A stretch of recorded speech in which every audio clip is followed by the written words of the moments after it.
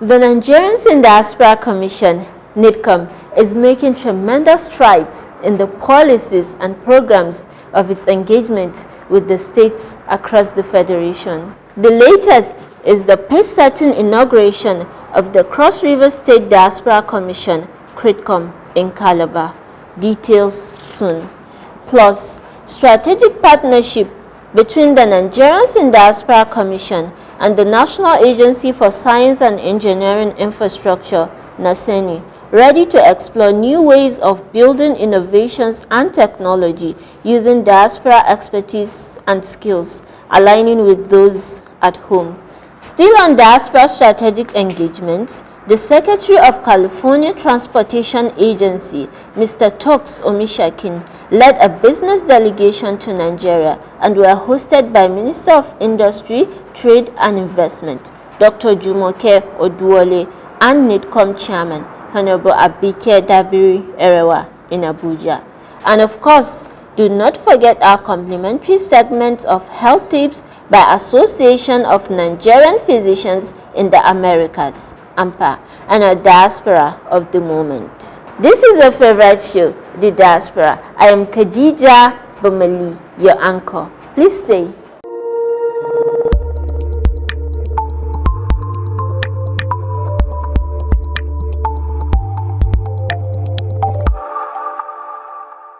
Welcome back. Now, let's begin with the official inauguration of the Cross River State Diaspora Commission, CRITCOM, by the First Lady and the wife of the State Governor, Reverend Mrs. Eyo Awan Basi Otu, and assisted by the Chairman CEO, Nigerians in Diaspora Commission, NIDCOM, Honorable Abike Dabiri Erewa, along with CRITCOM Chairman, Mr. Otu Oko.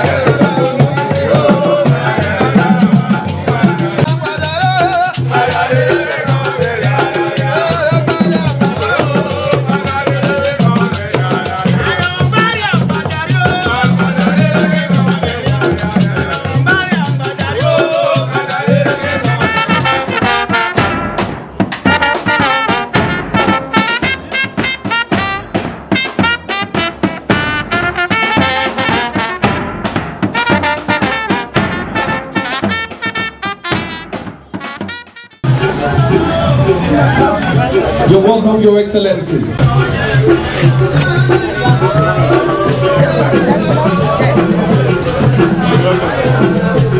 It gives me great joy to stand before you on this historic occasion, the commissioning of the Cross River Diaspora Commission Office. Today, we are not only opening a building, we are opening doors of opportunity, reconnecting bonds, and strengthening the bridge between our homeland and our sons and daughters across the globe. Our brothers and sisters in the diaspora are an integral part of the Cross River family. They are ambassadors of our culture, our values, and our resilience. They carry the stories of our people, the dignity of our heritage, and the spirit of our unity wherever they go. Yet, while they contribute immensely to their host nations, they have never forgotten home. At this juncture, it brings us to the commissioning of this beautiful and magnificent edifice of the Diaspora Commission. This will serve as a binding force that will bring them to come help for the growth of the state and in uplifting one another for the interest of the state and the nation at large. So on this juncture, we commission this in the name of God the Father, Amen, and of the Son, Amen, and of the Holy Spirit. Amen. Cross River, you've made history. You are the first state to do this. And that was why it was important for us to be here physically to make sure this happens. The first state to have this building, beautiful, lovely building, and it's going to do a lot of work. And the first state to have this kind of commission called CRITCOM, which is modeled after the Diaspora Commission. Give it up for Cross River State. So we look forward to working with you. This is about human capital development, about cross Riverians in the diaspora that will be coming home to contribute to the growth and development of Cross River. And the message is that Nigerians at home work with Nigerians abroad to build this great country of ours. The best Nigerians in the world, the best people in the world are Nigerians, including cross Riverians. The governor cannot do it alone. Asiwaju Bola Ahmed Tinubu cannot do it alone. We as a people must work together to build our country. Look at your beautiful state, Cross River State. You must encourage everyone, Cross Rivers in the diaspora, their friends in the diaspora, to come home and see the beauty of your state. Thank you very much. And let me end by thanking His Excellency Governor Otu for supporting our brother. Because if he didn't support you, you won't be standing here today. And I want to call on every governor in Nigeria to emulate His Excellency Governor Basi Otu. Support your diaspora focal person. Support your diasporans. Give them every support they need, as Governor Basi Otu has done in Cross River State. Cross River, you have made history today, and let every other state follow what you have done today. Thank you very much, and God bless you all. Thank you. It is with great joy that I welcome you all to the official commissioning of the Cross River State Diaspora Commission Office. This milestone marks a significant step in our journey to harness the potentials of the Cross Riverians in the diaspora for the development of our dear state. In a short time, less than 105 days in office, we made notable strides in forging partnerships that will benefit the state. This includes partnership we're going to witness today with International Organization for Migration, IOM, to strengthen ties for effective diaspora engagement. We also have existing partnership with sister states of Maryland to foster cooperations and development opportunities. I express profound gratitude to His Excellency, the Governor of Cross River State, Senator Prince Basi Otu, for his visionary leadership in establishing the Cross River State Diaspora Commission. I also pay tribute to Her Excellency, Bishop Dr. Ayowan Basi Otu, the wife of the Governor of Cross River State, for her guidance and her mentorship. I would like to specially acknowledge and welcome my boss and my mentor, Honorable Dr. Abike Dabiri Erewa, OON, Chairman / CEO, Nigerians in Diaspora Commission. We call her our Mama Diaspora, the woman who created the platform that I stand on today, the woman that has led me all the way with experiences I've gathered, and the woman that has helped us establish what we call today the Cross River State Diaspora Commission. My appreciation also goes to the commission members, the secretary and the commissioners, and the staff for their dedication and support.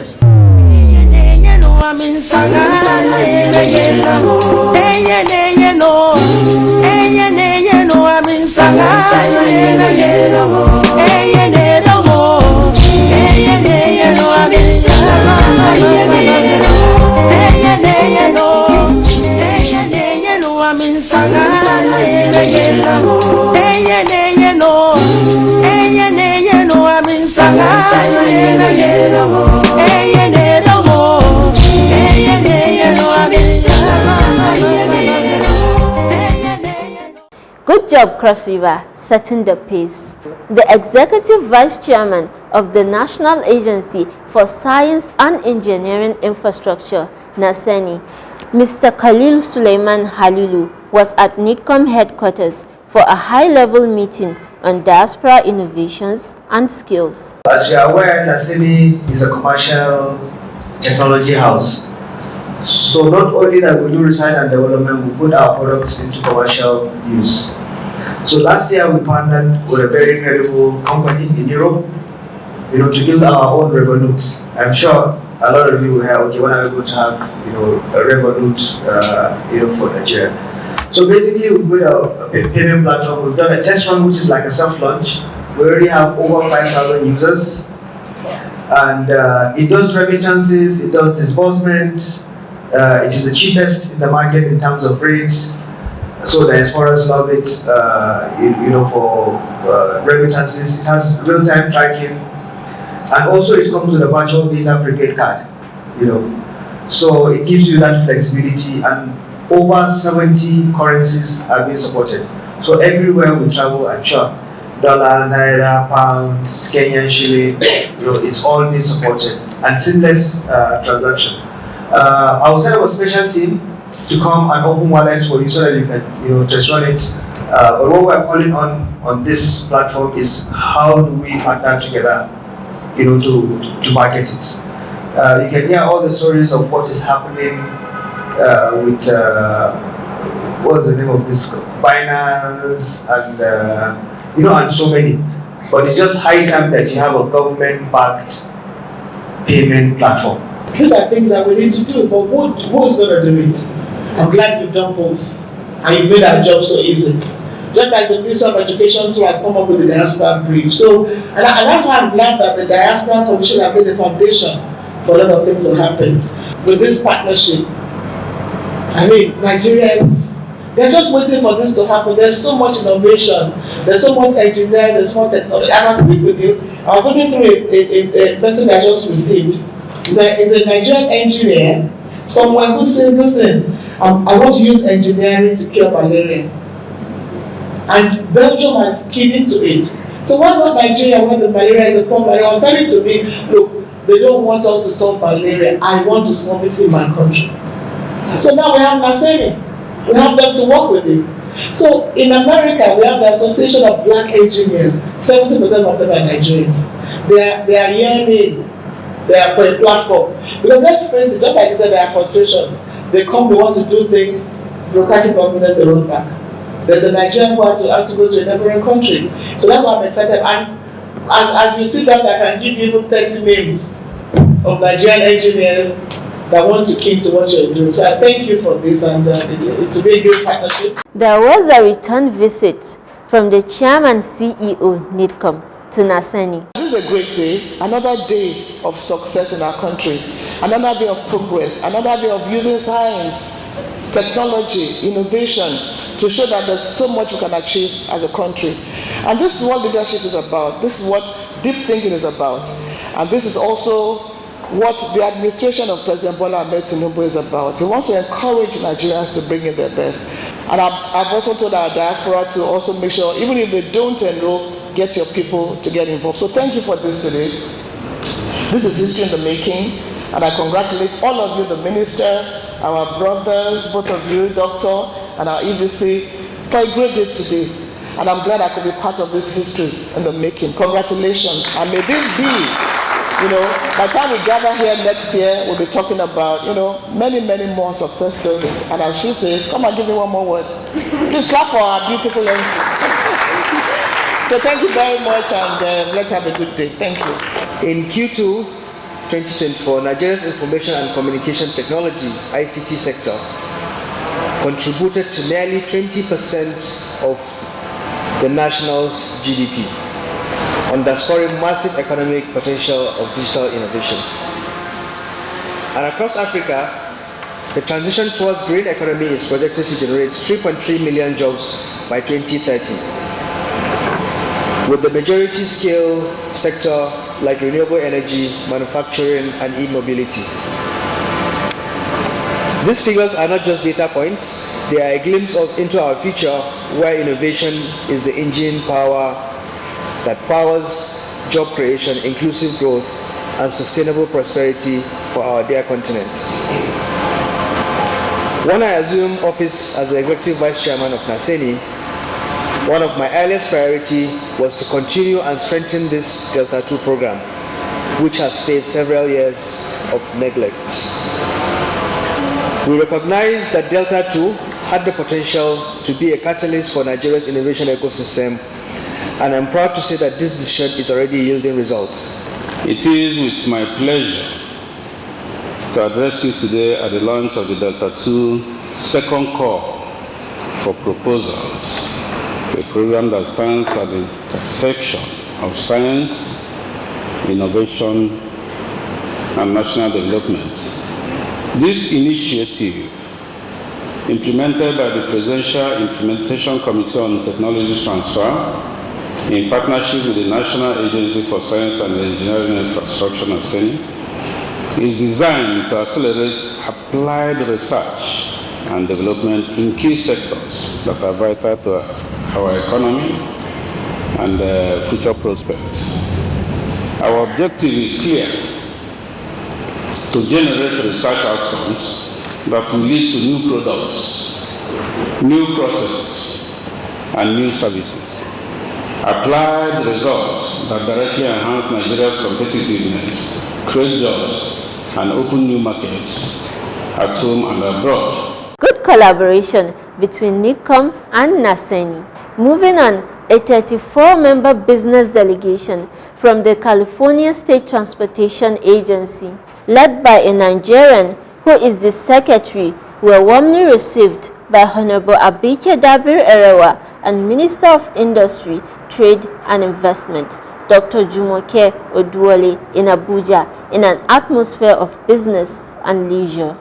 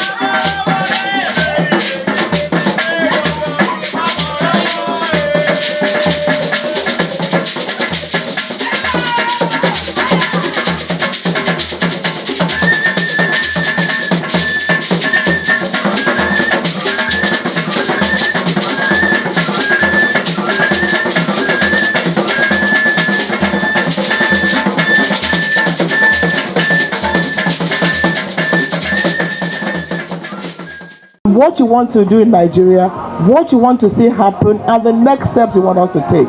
So we're sure that at the end of this meeting, we'll be talking about business, about trade, about investment opportunities. But I tell you, you're going to hear from the minister, there are a lot of opportunities in Nigeria. There may be some culture shock, it's okay, but we are the warmest country in the whole wide world. Warm, beautiful, hardworking, intelligent, and as we say, Nigeria know they carry last. Yeah, thank you. So Honorable Minister, on behalf of the delegation, thank you for this reception. Thank you for hosting this wonderful delegation. And I'm proud to say that Tokes is one of our #1 Nigerians anywhere in the world. So I never joke with him at all. Thank you very much, Honorable Minister. I hand over the microphone to you. Thank you very much. Under the leadership of President Bola Ahmed Tinubu, from 2023 till now, the most important point I would like to say is the courage that he's had as a leader to take on the difficult steps, the difficult reforms that were needed to stabilize the Nigerian economy. When you talk about foreign exchange or repatriation, and when you talk about just volatility that was the case before, of course, post-COVID, everybody knows what was going on across the world, and Nigeria wasn't an exception. But this administration has been able to stabilize both in terms of monetary policy, fiscal policy. A completely new tax architecture will be kicking in at the beginning of 2026. When you talk about trade policy, you know our position. We welcome new friends, so we welcome the state of California with open arms. We're ready to do business. I had the privilege of handling the portfolio of ease of doing business for about 9 years before I was appointed as a minister. So it's really a continuum of welcoming all sizes of businesses. We focused on small and medium-sized enterprises. We focused on enabling them with systemic interventions. We've also focused on platinum business champions and how to make sure that big businesses with their overreach of the ecosystem are able to plug into global value chains and scale. Innovation in technology. California is the innovation capital of the world. I think that goes without saying. All the major technology companies in the world, they either have their home base headquarters in California or their major operations. So when you think about Microsoft, Meta, Apple, Nvidia, Google, all those companies, they're in California. So there's a lot of potential for partnership on the technology front. You have Yaba Tech Cluster, in Lagos that we're going to go see again as a part of this delegation visit. So there's so many partnership opportunities there. Universities partnership is also a key area, and I'll close it with this one: creative economy. One of the things I'm very proud of in my Nigerian heritage is how strong the creative economy is here, unlike anywhere else in the world. I think probably India and the United States may be able to compete, but Nigeria is it. When it comes to Nollywood, I was on a flight here. I can't remember which leg of my flight, but there were Nigerian movies on the plane coming from America. Let's take a short break. The diaspora continues shortly.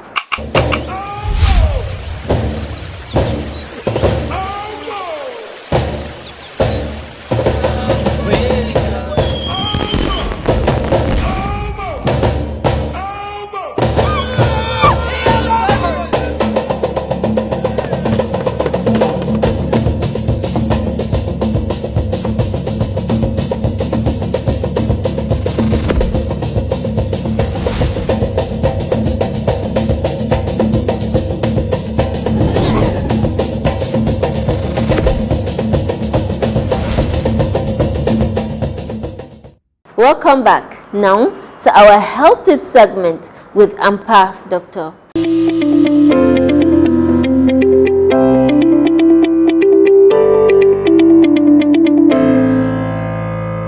Our topic of discussion today will be hypertension, which we call high blood pressure on the streets. High blood pressure or hypertension is one of the trio of health conditions we call the silent killers. We have diabetes mellitus, we have hyperlipidemia, and we have hypertension. We call them silent because they don't have dramatic signs and symptoms that will alert you and then you run to the doctor. They can fly under the radar for a long time, and before you know it, by the time they get over water, someone is already too sick. Now to our diaspora of the moment. Our diaspora of the moment is Ime Umana, born to Nigerian parents in Pennsylvania, USA. Made history in 2017 as the first black female president of the prestigious 130-year-old journal, a role regarded as one of the highest student positions at Harvard Law School. Umana served as a law clerk for Robert L. Wilkins of the United States Court of Appeals for the District of Columbia Circuit from 2018 to 2019. Her accolades include 2017 African Diaspora Awards, 2017 Most Influential People of African Descent Award, and 2019 Soros Justice Fellows. She made history as the first Nigerian American president of the Harvard Law Review. Congratulations, Ime Umana. We celebrate you as our diaspora of the moment. That does it for this week. Keep at it next week for another interesting episode of your favorite show, The Diaspora. I remain Khadija Bamali. Stay positive.